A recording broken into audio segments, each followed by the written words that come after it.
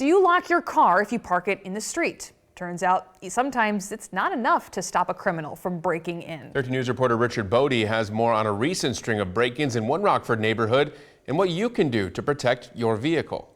Normally, this is a quiet neighborhood, but it wasn't early Monday morning. It's a shock, really. Isaac Alvarez was one of at least 2 residents in the 100 block of St. Louis Avenue whose car was broken into while it was locked. And what they're doing is they're popping a hole underneath the door handle, almost like a cut to pry the door handle open. He says the thieves ripped out his stereo system and all causing more than $1,000 worth of damage, and he wasn't the only one.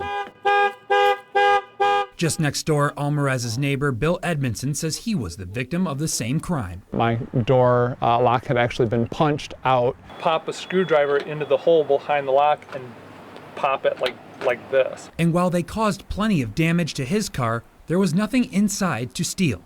At least one other person on James Avenue complained of a similar break-in on their car, but Rockford police say they've only had one official complaint, and that's a problem. When you do solve them and you try to track back to all the incidents that have occurred, and you may have an offender saying, well, I did, vehicle burglaries in this area, this area, and this area, but we don't have reports to match up to that, then the victim never knows that crime may have been solved because they never reported it. Lieutenant Kurt Wisnan says the majority of car break-ins involve breaking a window as opposed to disabling the lock.